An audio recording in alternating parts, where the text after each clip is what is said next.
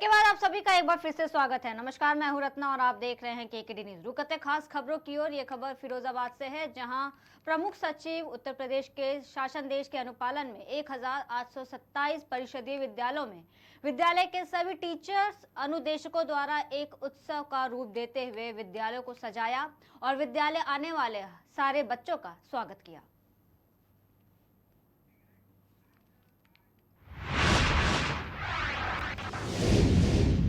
खबर राजधानी लखनऊ से है, जहां हिंदू महासभा के राष्ट्रीय प्रवक्ता शिशिर चतुर्वेदी ने अपना एक बयान जारी किया है, जिसमें वो कहते हुए नजर आ रहे हैं कि हिंदुओं को बदनाम करने की साजिश राहुल गांधी और विपक्ष द्वारा संसद में की गई है। मैं शिशिर चतुर्वेदी, राष्ट्रीय प्रवक्ता, अखिल भारत हिंदू महासभा। आजादी से आज तक लगातार हिंदुओं के खिलाफ मुस्लिम तुष्टीकरण करने वाली कांग्रेस के द्वारा आज संसद में वक्तव्य दिया गया। कहा गया हिंदू हिंसक है, हिंदू अहिंसक है या हिंसक है, ये कौन तय करेगा? ये क्या कांग्रेस तय करेगी? मैं उनको बताना चाहता हूँ, हिंदू कभी हिंसक नहीं रहा है। हम लोग सर्वधर्म समभाव के नाम से काम करते हैं और हिंदू वहां पर बगावत कर देता है जहां पर मुस्लिम तुष्टीकरण विपक्षी सरकारें करती हैं। जब वो बगावत इसलिए करता है क्योंकि जब वो हिंदू विरोधी गतिविधियां होती हैं और उसकी थानों में नहीं सुनवाई होती है, तब वो जाकर बगावत करता है। तो हिंदू बागी हो जाता है, तो उसको बदनाम ना करे। जब तक इस देश में हिंदुओं की सुनवाई, उनके साथ न्याय नहीं होगा, तब तक ऐसा चलता रहेगा। और ऐसी कांग्रेस के खिलाफ उसकी मान्यता रद्द कराने के लिए हम चुनाव आयोग में एक पत्र लिखेंगे। राहुल गांधी, होश में आओ, होश में आओ। मैं शिशिर चतुर्वेदी, राष्ट्रीय प्रवक्ता।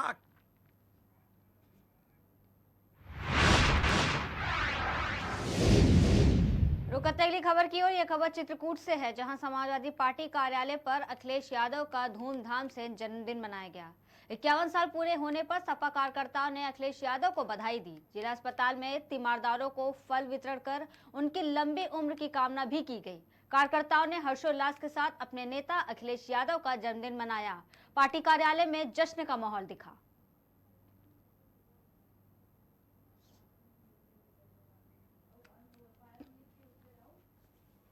आज पार्टी के राष्ट्रीय अध्यक्ष माननीय अखिलेश यादव जी के 95वें जन्मदिन में आज समाजवादी पार्टी के जिले के सभी नेता उनके जन्मदिन में सबसे पहले हमने जिला अस्पताल में मरीजों को फल वितरित किया। इसके बाद समाजवादी पार्टी कार्यालय में हमने उनका माननीय राष्ट्रीय अध्यक्ष जी का केक काट करके जन्मदिन मनाया और माननीय राष्ट्रीय अध्यक्ष जी का निर्देश है कि 1 तारीख से 7 तारीख तक लगातार पीडीए के नाम से गांव-गांव में वृक्षारोपण का कार्यक्रम लगातार 1 हफ्ते चलेगा, जिसमें उनका निर्देश है कि बरगद और पीपल और नीम के पेड़ गांव-गांव में पूरे जनपद में लगाए जाएंगे। हमारे सारे समाजवादी पार्टी के चाहे विधायक हों, चाहे पूर्व विधायक हों, चाहे जिला संगठन के सारे पदाधिकारी हों, सभी लोग गांव-गांव में जाकर के वृक्षारोपण का कार्यक्रम करेंगे और पीढ़ियों को सफल बनाने का काम करेंगे। ये आज माननीय राष्ट्रीय अध्यक्ष जी का जो संदेश है पूरे उत्तर प्रदेश में और देश में गया है कि तो आने वाला 2027 में उत्तर प्रदेश में समाजवादी पार्टी की सरकार बनेगी, उत्तर प्रदेश मुख्यमंत्री माननीय अखिलेश यादव बनेंगे। आज पार्टी के राष्ट्रीय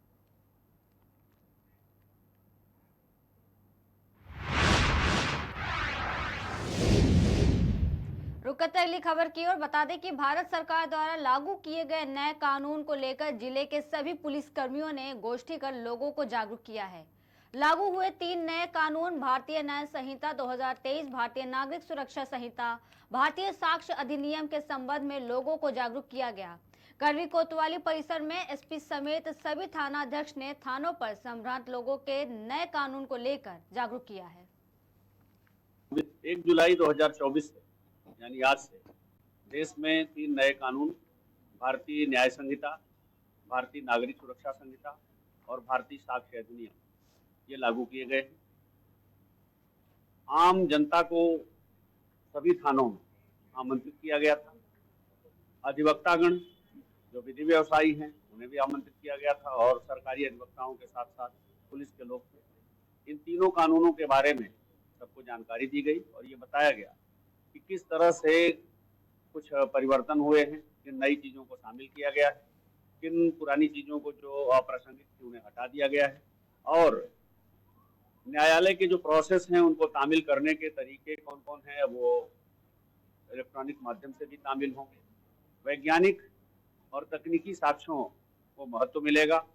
त्वरित न्याय की दिशा में सरकार द्वारा उठाया गया ये महत्वपूर्ण कदम है, उसमें हम सभी को सहयोग करना है और पूरी तन्मयता के साथ इन कानूनों को लागू कराने में अपनी सक्रिय भूमिका अदा करना। 1 जुलाई 2024 से यानी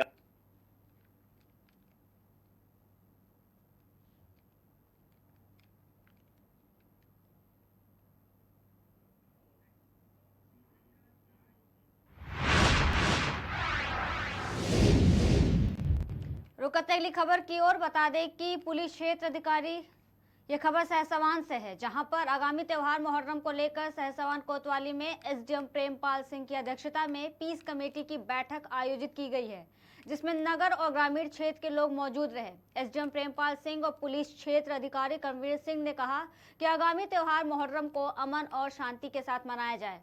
शांति और अमन के साथ त्योहार को मनाने की अपील की गई। त्योहार पर कोई भी नई परंपरा नहीं डाली जाए, शांति के साथ त्योहार को मनाने और पुलिस प्रशासन का सहयोग करने की भी बात कही गई।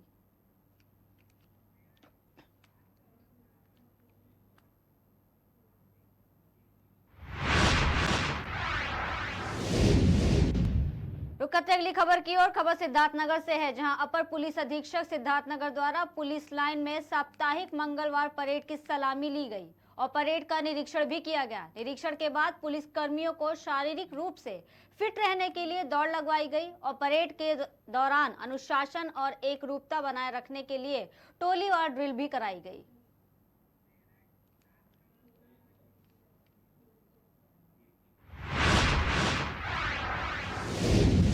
खबर लखनऊ से है, जहां आरोपी सुमित सिंह को पुलिस ने एनकाउंटर में मार गिराया। यूपी एसटीएफ की टीम ने 1 लाख के इनामी आरोपी का एनकाउंटर किया। पूर्वांचल और बिहार के माफिया शहाबुद्दीन और अन्य गिरोह के लिए कॉन्ट्रैक्ट पर हत्या करने वाले आरोपी की एसटीएफ से मुठभेड़ हुई थी, जिसके पास से AK-47 राइफल, 9 mm पिस्टल और एक बुलेरो गाड़ी बरामद की गई। इस दौरान आरोपी सुमित के साथ मौजूद 2 लोग एनकाउंटर के दौरान भागने में कामयाब रहे। जौनपुर के बदलापुर इलाके में ये मुठभेड़ हुई।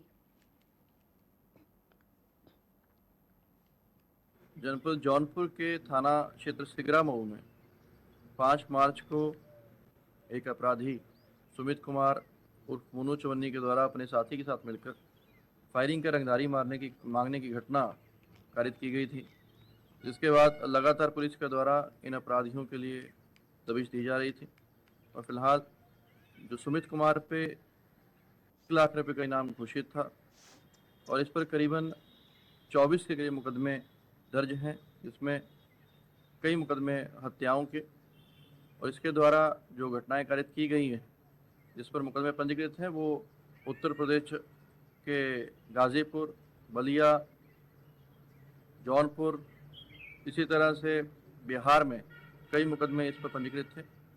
आज सुबह सुमित उर्फ मोनू चवन्नी की तलाश के लिए एसटीएफ की टीम और साथ में जौनपुर पुलिस की टीम दोनों जॉइंटली उसके लिए लगे हुए थे। तो जैसे ही उसको रोकने का, अरेस्ट करने का प्रयास किया है, तो वहाँ पर उसके द्वारा पुलिस पार्टी पर फायरिंग की गई, जिस एक्सचेंज ऑफ फायर में मोनू चवन्नी के गोली लगी है और जिसके बाद उसको हॉस्पिटल ले जाया गया और मोनू चवन्नी इस पुलिस मुठभेड़ में मारा गया है। उसके पास से एक AK-47 बरामद हुई है, एक 9 mm पिस्टल बरामद हुई है और एक बोलेरो गाड़ी बरामद हुई है और जो भी उसके साथी मौके से फरार हैं उनकी भी तलाश टीम के द्वारा की जा रही है। जनपद जौनपुर के थाना क्षेत्र से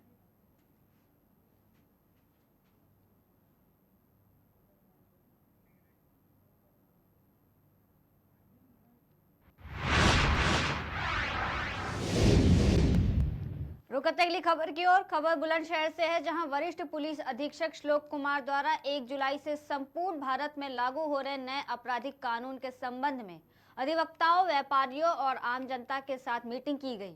मीटिंग में नए आपराधिक कानून, भारतीय न्याय संहिता, BNS, भारतीय नागरिक सुरक्षा संहिता और भारतीय साक्ष्य अधिनियम के संबंध में चर्चा की गई और महिलाओं बच्चों से संबंधित प्रमुख प्रावधानों के संबंध में जागरूक भी किया गया। साथ ही एनसीआरबी द्वारा नए आपराधिक कानून के संबंध में लॉन्च की गई ऐप के संबंध में भी जानकारी दी गई है। कानून के तहत आज यहाँ पे मीटिंग रखी गई है, क्या विशेष है? आज से जैसा आप सभी अवगत है, भारतीय न्याय संहिता, भारतीय नागरिक सुरक्षा संहिता और भारतीय साक्ष्य अधिनियम, जो कि पुरानी आईपीसी, सीआरपीसी और एविडेंस एक्ट को रिप्लेस करते हुए लाए गए हैं, उनका आज से क्रियान्वयन शुरू हुआ है। आज यहाँ थाना कोतवाली नगर में विभिन्न जो स्टेक होल्डर्स हैं, जैसे कि यहाँ जनपद की बार उपस्थित है, हमारे व्यापारी बंधुगण उपस्थित हैं और लोकल लोग यहाँ के जो उपस्थित हैं, इन सबके बीच बैठ के एक चर्चा कराई गई कि ये जो नए कानून हैं इनमें क्या क्या बदलाव है, जिसके बारे में लोगों को जागरूक होना बहुत आवश्यक है। इसी विषय पे आज यहाँ चर्चा हुई और अभी यहाँ पे एक तहरीर भी प्राप्त हुई है, जिससे कि नए कानून के तहत थाना कोतवाली नगर का पहला मुकदमा पंजीकृत किया जाए। कानून के तहत आज यहाँ पे मीटिंग रखी।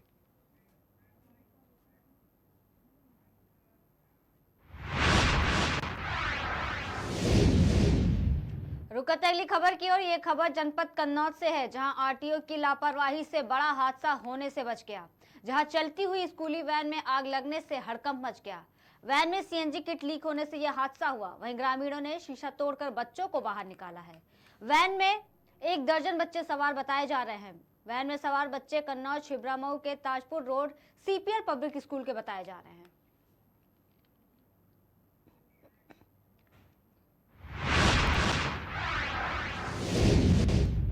खबर कासगंज से है, जहां सहावर तहसील क्षेत्र बसई गांव में पहली बारिश ने ही विकास कार्यों की पोल खोलकर रख दी है। दरअसल पहली बारिश में तालाब ओवरफ्लो हो गया और तालाब का पानी नालियों से उल्टा ग्रामीणों के घरों तक पहुंच गया। और बात अगर सड़क की करें तो गांव की सड़क भी अपनी बानगी खुद ही बयां करने लगी है। दरअसल गांव की सड़क दलदल में तब्दील हो गई है। पूरा मामला जनपद कासगंज के सहावर तहसील क्षेत्र के बसई गांव का है।